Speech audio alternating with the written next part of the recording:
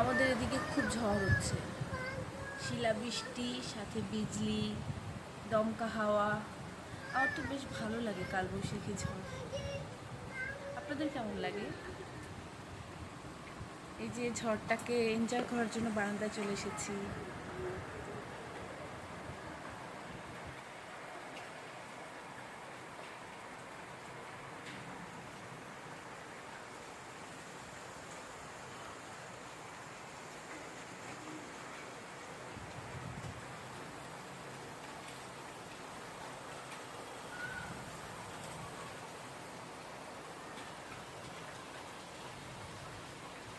আমু সরো,